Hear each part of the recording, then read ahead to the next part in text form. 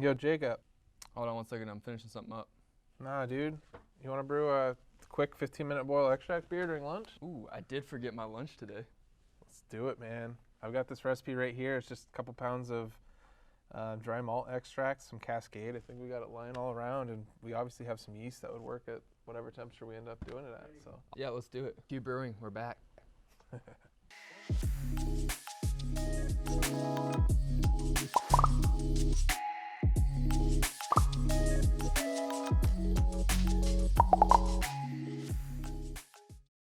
So I got this recipe, man. I was thinking 3 pounds Pilsner, or just like a golden light DME, ounce and a half of Cascade at 15, and then half an ounce at Flame Out, 15-minute boil. Just really easy drinking blonde. I think I got 25 IBUs. Nice, yeah, and so for strains, we need to think about temperature control because Yeah, that's a good point. if we're just leaving the, if we're just doing like 1 gallon fermentations in the office, we're not gonna be able to control that too much. So maybe something like a Saison strain or a Cubicle strain would be good. Yeah, that would be rad. Something let it go. expressive. Yeah, get a lot of ester, some phenols from that Saison strain, just create 2 completely different beers. Yeah, just that's 2-gallon seamless. batch. We can run it real quick. So let's do it, man. 25 IBUs, about 4.5%, 5%. Solid. Have some beer in 2 weeks. Yeah, let's do it.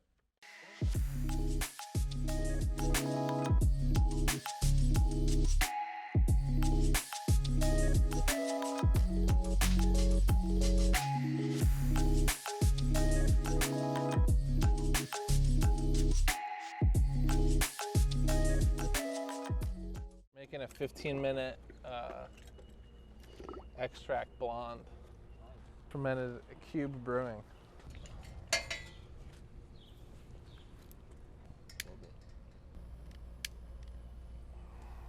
Quarter gallon, 15-minute boil. What kind of burner is this? It's real quiet.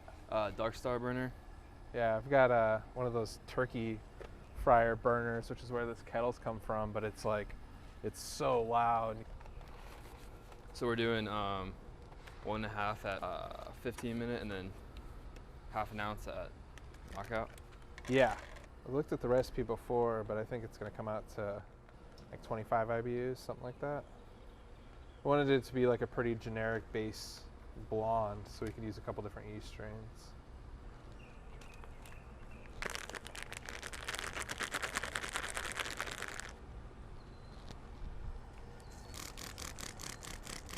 Yeah, today we're doing a small beer, basic blonde.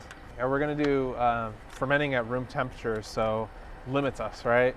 But we're gonna do extract, 15-minute boil. Let's make it quick and simple so we can get this done into the fermenters and then let it set about 70, 72 Fahrenheit for a week or two. We're gonna do just hop it with Cascade, 2 ounces total, ounce and a half at 15 minutes, and then we'll do an ounce or half an ounce at Flame Out. So this should be a pretty easy brew day. I think we should chill it down pretty quick and then get the yeast pitched. And once everybody comes back to work in a week, we can all have a beer. I think we're almost at a boil, but just did some Pilsner extract, so it should be real light.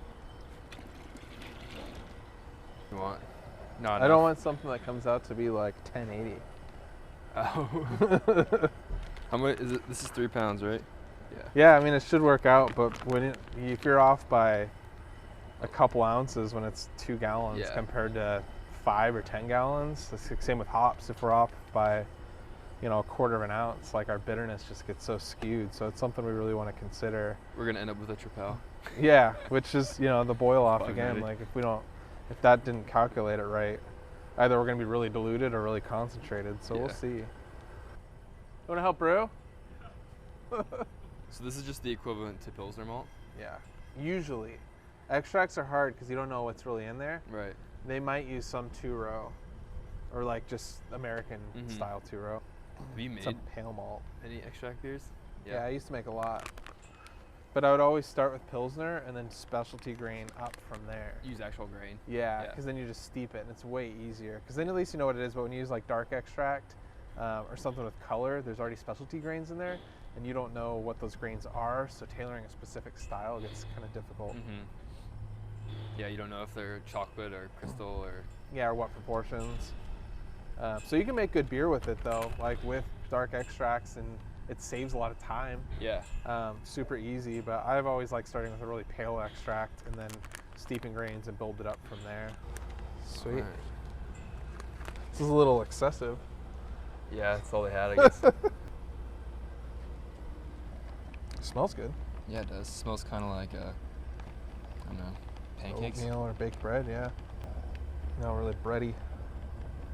Say malty, it kind of sounds dumb, but I think everybody knows what we mean.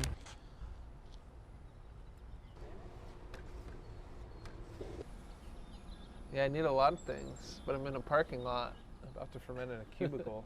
We didn't even put that much hops in. Right? Like, we did not put that much hops in. I need more coffee. Half ounce Cascade, last edition. Goodbye, friends. Whirlpool a little bit. No, it's not gonna do anything. Just the pot. Yeah, I got it. Because we're gonna empty the water.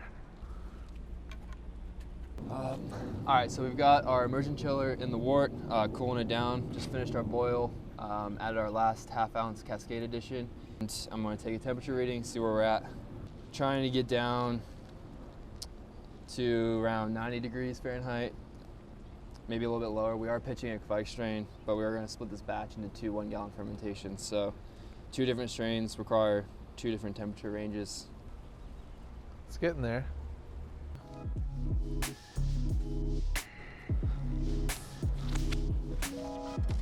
Funnel? Yeah. Get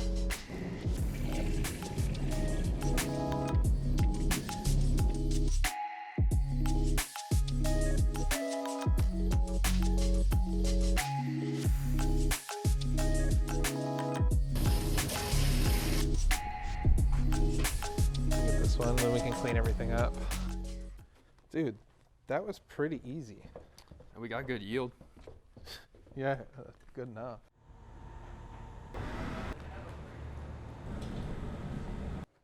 Yo, Eric, I got the yeast. We're doing like 2 gallons. I think that's a little much. Oh yeah, this is probably more than we're gonna make beer. Go get some homebrew. All right, man. Sorry. I'm gonna take the temperature before I take the reading. This hydrometer, we're gonna be looking at specific gravity, but it's calibrated to 60 degrees Fahrenheit, and we're just about there. So we wanna make sure that we're at the right temperature for this measurement. What I've noticed a lot is that if you're not at the right temperature, if you're too warm or too cold, you can actually be off by a couple points. Yeah, we're looking at 1052 and we were shooting for 1048. So all in all, I mean, we're off a little bit, but it's not that bad.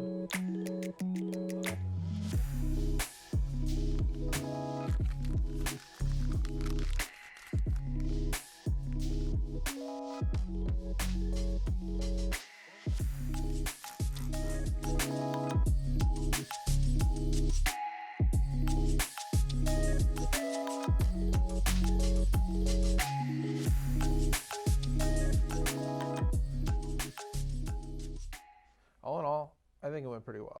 I haven't worked with extract in a while, and I just am always pleasantly surprised when I try beers, whether it's from a competition or just a homebrew club meetup, and somebody tells me it's an extract beer.